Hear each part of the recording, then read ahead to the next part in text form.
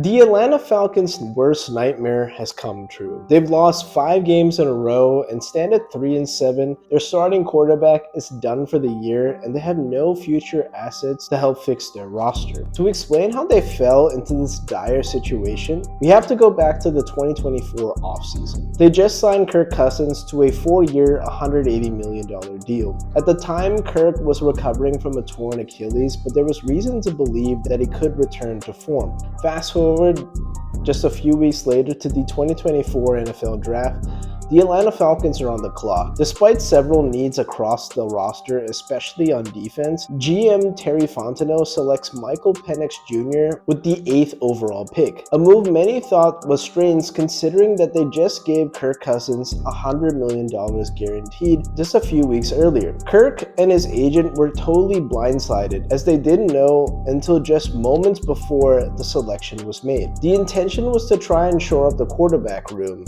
have a veteran to win now, while the rookie sits back, develops, and takes over in what was envisioned to be a seamless transition, just like the Green Bay Packers from Brett Favre to Aaron Rodgers to later Jordan Love. The problem is both newly acquired quarterbacks were considered to be damaged goods. Kirk Cousins, as previously mentioned, was coming off of a torn Achilles, and Michael Penix Jr. was a redshirt senior who played 5 years in college and had a long history of injuries, including 2 ACL tears, plus injuries to each of his shoulders as he entered the NFL at 24 years old. Despite the concerns, Kirk Cousins and the Falcons were off to a hot start with a 6-3 record, including a 2-0 sweep of the Tampa Bay Buccaneers. But in November, Cousins started to taper off, throwing 9 interceptions within a 5-game span as the Falcons lost 4 straight games and lost their once firm grip on the NFC South. In Week 15, Kirk Cousins was finally benched in favor of Michael Penix Jr. And while Penix did show some flashes in his 3 games to finish the season,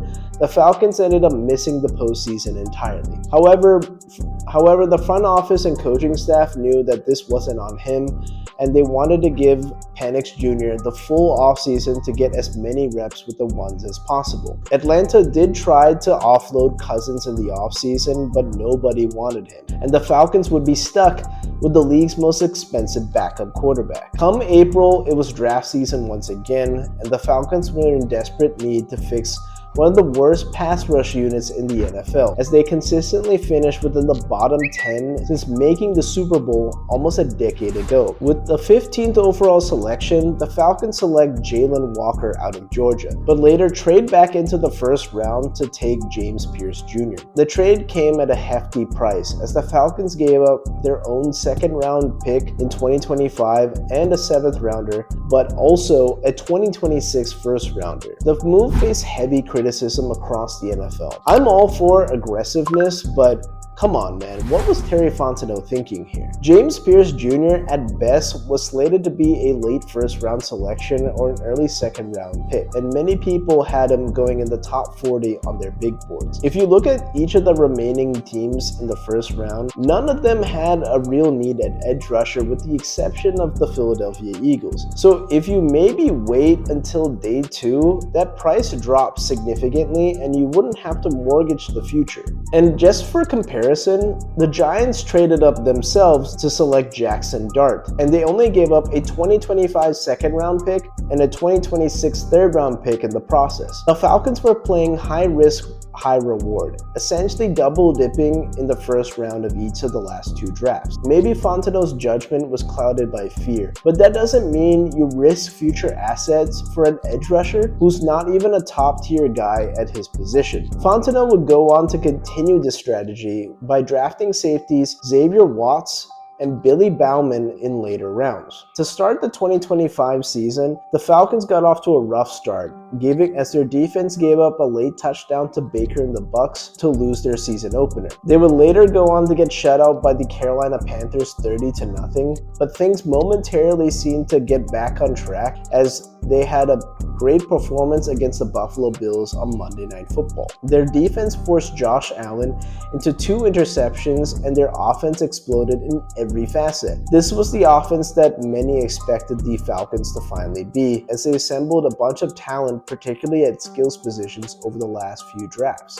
Bijan Robinson ran for 170 yards, and Drake London had over 150 receiving yards. But that was the last time the Falcons won a game, as they're currently on a 5-game losing streak and sit with a 3-7 record. James Pierce, the guy who Terry Fontenot moved heaven and earth for, only has 2.5 sacks on the season, ranking 92nd out of 116 pass rushers according to PFF. But that's not the worst of it, as in Week 11, the Falcons faced the Carolina Panthers and Michael Penix Jr. would exit the game with a knee injury. MRIs came back to deliver the worst news possible: a partially torn ACL, which abruptly ends Penix's sophomore campaign. This is now the third ACL injury that Michael Penix Jr. has suffered in his football career, and this now spans across each of his knees. This was the scenario that the Falcons wanted to avoid at all costs. Their big signing in the 2024 offseason turned out to be a complete bust, as Kirk Cousins couldn't sustain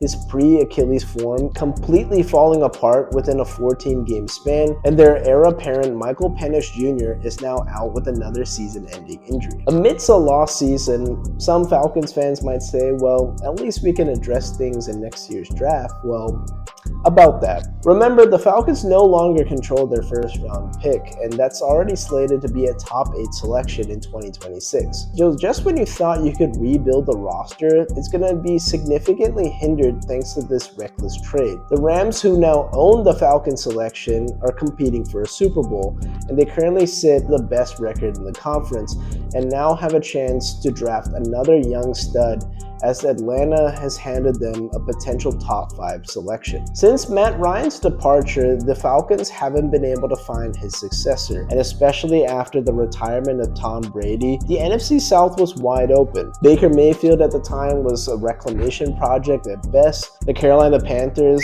slated to draft Bryce Young with the top overall selection, and the New Orleans Saints were a team full of mediocrity, and the division was there to be taken for the Atlanta Falcons. But Terry Fontenot just couldn't get the quarterback position right. He tried with Marcus Mariota and Desmond Ridder, and both moves were total busts. And Arthur Smith was the scapegoat, as he was fired after 3 consecutive 7-10 seasons, and Terry Fontenot got a second shot when the Falcons brought in Raheem Morris. But once again, Fontenot tried to do a little bit too much by double dipping at various positions, leading to the Falcons facing their worst case scenario: quarterback purgatory. His approach to trying to win now while also trying to build for the future completely backfired. In 2024, there were several needs across Atlanta's roster, particularly on defense, and instead he takes Michael Penix Jr. In 2025, seemingly trying to overcorrect his mistakes from the year prior, he takes 2 edge rushers while mortgaging the future. His failure to address glaring needs at quarterback while also letting the defense continue to be one of the worst units in football will likely lead to his dismissal. In terms of coaching, don't even get me started, because this coaching staff has been a major disappointment